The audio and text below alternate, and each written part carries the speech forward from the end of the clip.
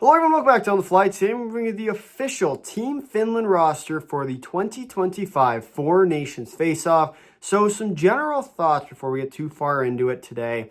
This is an interesting team, and I think this is one of those teams that's going to be a sort of a grindy, battling type of team, just based off what we've seen with this roster so far.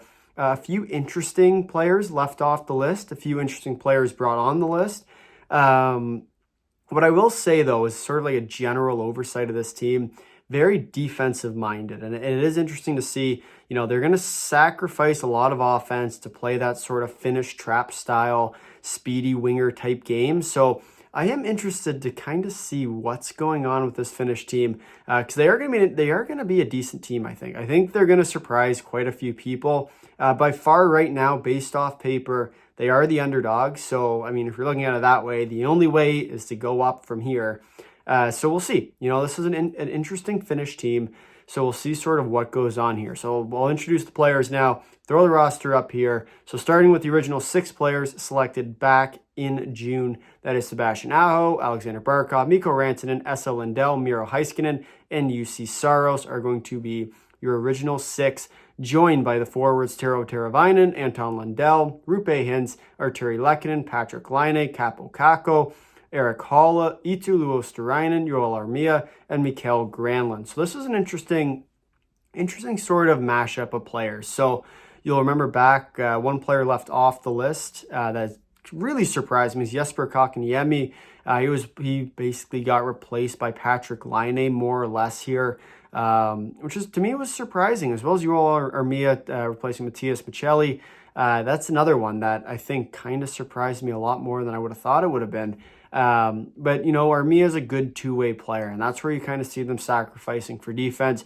Laine, to be completely honest, we recorded the video on, I think it must have been Monday, for our projection video. And sure enough, of course, the way it works is Laine apparently comes back healthy about an hour after that video is posted. So it's one of those, what can you do? As it did appear that was going to be a lingering injury that was going to hurt him for a little bit longer than what it did.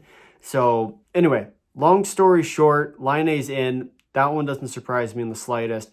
Armia over Michelli is a little bit interesting, but still, I do think Armia is a good pickup. He's one of those underrated players who's going to play a really good role for the Finnish team. He's not necessarily going to be your, score 50 goals guy, but he's going to be a good fourth-line player, probably get some penalty minutes. Will be interesting to see sort of where he fits in terms of the penalty kill, as well as where he fits in the lines. I think he'll be sort of that lower end sort of defender player, but still a very good player to have on your team. A very sort of 5-tool kit is what you're looking for out of a guy like Armia, and I think he's one of those players that's going to fly under the radar, but still is a very good pickup. So all in all, this offense isn't necessarily going to be, your super firepower. Sure, you add Laine, so you get a little bit more of that goal-scoring ability, but still, you're looking at sort of that classic Finnish style where you're going to have guys, sort of up the wing with speed, was what you're kind of looking for. And eventually, you're looking for one of those 1-0, 2-0, 2-1 games where you capitalize on the opponent's mistakes, playing classic trap-style defense. That's going to be the trick to success for this Finnish team, especially in their forward group. Because now let's talk about the defense. And let's talk about the first two. So let's go Esa Lindell, Miro Heiskanen. And then let's talk about the rest of them. That's not good. Jani Hakanpää, Olli Mätä, Nico Mikkola, Rasmus Ristolainen, and Juuso Välimäki. So one name left off the list is Henri Jokiharju. I thought he would have went in for Jani Hakanpää, although there was an injury to Hakanpää, which is why I thought that switch was going to be made. I guess he isn't that injured, maybe, or I don't really know how it's going to work. But Hakanpää is in for the defense, so that's an interesting move to take the guy that's probably not going to play that much before the tournament, which is why I'm going to bring it back to the thing we've talked about in every single one of the videos so far. We got all 3 done, so Canada, US, and Sweden are all done. You can find that in the description below. But also, here's the kicker, right? This is the interesting one. For all of these players, for Jokiharju, interesting. Hakanpää, he's injured. What's going to come? Because 2 months from now, you can switch out injured players, right? That's going to be the trick. are you able to switch out Jani Hakanpää for Henri Jokiharju? And I think that's what's going to end up happening, because Hakanpää likely won't play in time based on what we've seen in terms of the LTIR move, which was, I think, happened on maybe Monday or Sunday pretty recently, right? Where they're slowly but surely kind of hedging themselves out from having to worry about the risk of Hakanpää getting injured. But you take him so that way, because he's the most likely to get injured, this is sort of the strategy of it, then you can, if some Finnish defenseman pops up all out of the blue and all of a sudden starts super hot, then you can put him in instead of Jokiharju. But still an interesting move, I think, by the Finns here. Hakanpää might be back. He might not be injured that badly, which is why he's on this team. But once again, all speculation. It's really hard to tell. My eyes, Jokiharju made more sense, just given the fact he wasn't injured. But of course, time will tell there. Moving on to the goalies now, and this is one that I think didn't surprise a lot of people, with Jussi Saros as the number one, obviously already on the team. Then Ukko-Pekka Luukkonen, I think, will be the second, behind Kevin Lankinen as the third. I had Korpisalo over Lankinen in the projection. Frankly, it doesn't matter that much in my eyes. I do think Lankinen was eventually going to take it. Korpisalo has been red hot, which is the only reason why I put him in. I thought that maybe that sort of hotness was going to get him there. But unfortunately for him, as the local resident Bruins fan, he's not on the team. So Lankinen is in, Pekka Luukkonen is in. That's going to be your goaltenders as well as Saros, 1, 2, 3 in that order. I don't think that there'll be that much change. A lot of people are now calling for Lankinen to be the number two.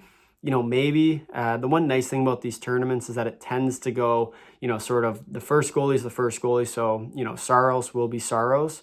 And then from there, it kind of gets finagled for the 3 games that you're going to play. Probably each one will get a game, so it will be interesting to see sort of how the Finns manage that, because it really is must-win for all of them, for these Finns, who are going to have some problems at this tournament, especially going up against the powerhouse teams like Canada and the U.S. And Sweden. Those are your three opponents, and they're all powerhouses versus the underdog Finn team that kind of feels like they're already sort of a step out.